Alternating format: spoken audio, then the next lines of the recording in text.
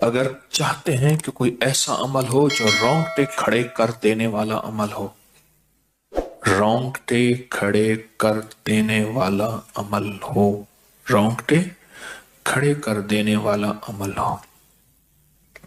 اگر آپ چاہتے ہیں کوئی ایسا عمل ہو تو ایک بار سورت اخلاص قل ہو اللہ پڑھے، صرف ایک بار سورت اخلاص پڑھے، صرف ایک بار. اور جب پہنچے نا اللہ الصمد قل هو اللہ احد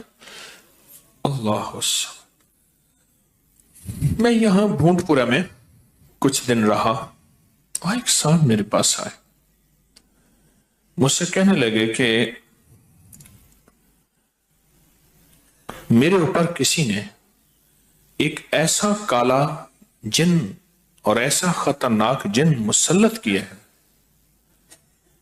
کہ جو میں آنکھوں سے دیکھتا ہوں اور میری بیوی آنکھوں دیکھتی ہے، بچوں کو نظر نہیں آتا، کوئی گھر میں آئے اس کو نظر نہیں آتا، میں آنکھوں میں دیکھتا ہوں. کہنے لگا ایسے دیوار کے اندر چلا جاتا ہے، پھر دیوار سے باہر نکل آتا ہے، چھت کے اندر جاتا ہے اور چھت پھٹتی محسوس ہوتی ہے. ہم ڈر کے بعض اوقات ہٹ جاتے ہیں کہ چھت پھٹی ہے گر نہ جائے، پھر وہ مل جاتی ہے، پھر ایسے چلا جاتا ہے. وہ کالا جن ایسے چلا جاتا ہے، ایسے آ جاتا ہے. کہا کہ اسے کسی نے ہمارے اوپر مسلط کیا ہے. ان کے کچھ مسائل تھے، کوئی آپس میں مسلط کیے، اور کہا کہ وہ جن ایسا ہے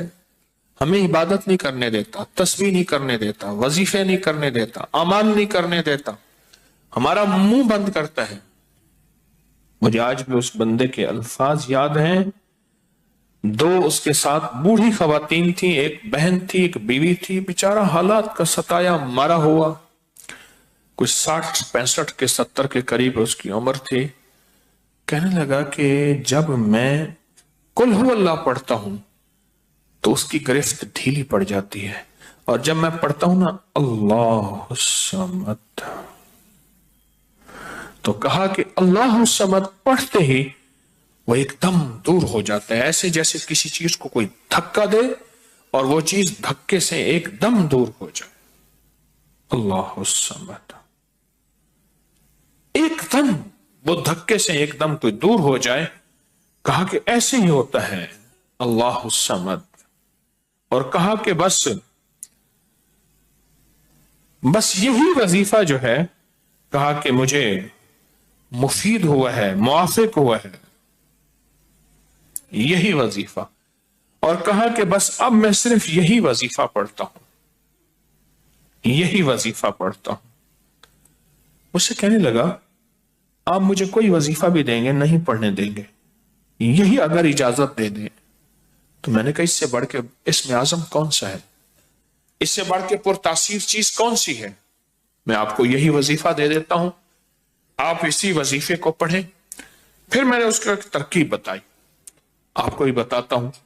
شاید میں زندگی میں پہلی دفعہ بتا رہا ہوں یا پہلے بتائی ہوگی، جہاں تک میری یادداشت ہے پہلی دفعہ بتا رہا ہوں. یہ نہیں کہ چھپاتا ہوں، دعویٰ تو پھر بھی نہیں کر سکتا، بھول جاتا ہوں پھر یاد آتی ہے بازو کا. اب وہ چیز آپ کو عرض کر رہا ہوں. میں نے اسے کہا صرف ایک دفعہ سورت اخلاص پڑھ، اول آخر 3 دفعہ درود شریف. رونگٹے کھڑے کر دینے والا عمل، اس کا نام جو میں نے سال سے رکھا ہے رونگٹے کھڑے کر دینے والا عمل. حدیث میں آتا ہے، مفہوم ہے کہ جب بندے کی اضطراری کیفیت ہوتی ہے، بے چین، بے قرار، پریشان ہوتا ہے، مضطر، اس وقت عرش الہی ایک دم میں حرکت میں آتا ہے، رحمت متوجہ ہوتی ہے اور اللہ کا عرش ہل جاتا ہے. رونگٹے کھڑے کر دینے والا عمل، ایسا عمل جس میں انسان جو ہے بس ایک پل میں ایسے بے چین، بے قرار ہو. اس کی ترکیب یہ ہے کہ والا کر درود پاک 3 بار، ایک دفعہ سورت اخلاص پڑھیں، اور پڑھ کے جب اللہ الصمد پہ پہنچے نا تو اس کو ہلکا ہلکا دل میں دہرائیں، اللہ الصمد اللہ الصمد، دہرائیں، توجہ سے دہراتے جائیں. پہلے الفاظ آتے ہیں غور سے سنیے گا، پہلے الفاظ آتے ہیں، پھر کیفیات آتی، پہلے الفاظ آتے ہیں پھر کیفیات آتی ہے، پہلے الفاظ آتے ہیں، انسان پہلے الفاظ سے، بچہ نا، اسی بچے کو آپ ایسے لوگوں میں، بچے کو ایسے لوگوں کے ساتھ پلنے کے لیے جو بول نہیں سکتے، بچہ کبھی نہیں بولے گا، ہوں کہاں کرے گا، کرے گا، بول نہیں سکے گا، کیونکہ بچہ الفاظ چنتا ہے پھر وہ الفاظ بولتا ہے، پہلے الفاظ ہوتے ہیں۔ کسی نے پوچھا حضرت میرا دل ذکر نہیں کرتا، بس زبان سے کرتا ہوں، کہا مبارک ہو، اللہ نے جسم کے ایک حصے زبان کو قبول کر لیا ہے، اس کو نہ چھوڑنا، ایک وقت آئے گا دل بھی قبول ہو جائے گا، ایک وقت آئے گا دل بھی قبول ہو جائے گا، اس زبان والے ذکر کو نہ چھوڑنا، ایک وقت آئے گا دل بھی قبول ہو جائے گا، اس کو نہ چھوڑنا، اس کو نہ چھوڑنا، حقیقت کہہ رہا ہوں۔ میں نے اس سے کہا کہ ایک ایسا کام کر، تنہائی میں بیٹھ، اور تنہائی میں بیٹھ کے نا، بس صرف تو ہو، اللہ ہو اور بندہ ہو، تنہائی میں بیٹھ، اور تنہائی میں بیٹھ کر، تنہائی میں بیٹھ کر آپ نے ذکر کرنا، تنہائی میں بیٹھ کر آپ نے ذکر کرنا، تنہائی میں بیٹھ کے، اور اللہ الصمد کی ضربیں لگانی ہے دل پہ، دل پہ، دل پہ۔ پڑھنی صرف ایک دفعہ سورۃ اخلاص ہے، اور جب دیکھیں نا رونگٹے کھڑے ہو گئے ہیں، اور انگ انگ میں سے آنسو بہنا شروع ہوئے ہیں، آنکھوں سے، آنسوں سے، اور دل سے، اور کیفیات سے، ہر جسم کا حصہ اللہ کی طرف متوجہ ہو گیا ہے، ہر دل کا حصہ، ہر جسم کا حصہ، ہر رگ رگ رگ رگ رگ رگ اللہ کی طرف متوجہ ہو گئی ہے، تو پھر اللہ کے ساتھ تعلق بنا، اور اپنی مراد، اپنی آس، اپنی امید اللہ کے سامنے پیش کر، اپنی مراد، اپنی آس، اپنی امید اللہ کے سامنے پیش کر، اور اللہ الصمد کو دوہرا دوہرا دوہرا دوہرا دوہرا۔ یہ جو جنگلوں میں کہتے ہیں چلا کیا فلاں بابا جی نے، پہاڑوں کی غاروں میں چلا کیا فلاں بابا جی نے، کنووں کے اندر چلا کیا، ابھی بھی ایسے کنویں موجود ہیں جس کے نیچے اتر کے پانی بھرتے تھے، اس کو ہمارے برے صغیر کی زبان میں باولی کہتے ہیں، اس میں نیچے جا کے پانی بھرتے تھے۔ میں نے بخارا کے اندر دیکھا اور کئی جگہ دیکھا، ٹھٹھا میں بھی ابھی وہ ہیں،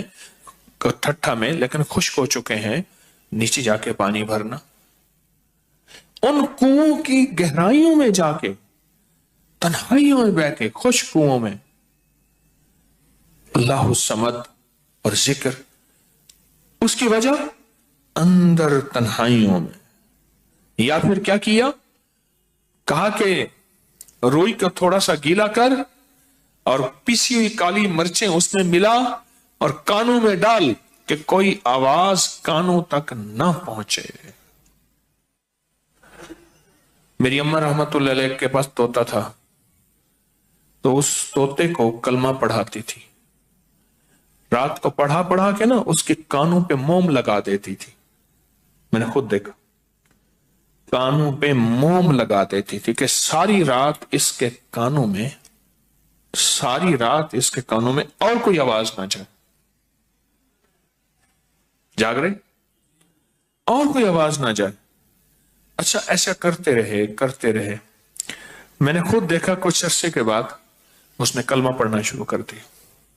ایسے ہی ہم اگر مشق کر لیں، جانور کی مشق ہو جائے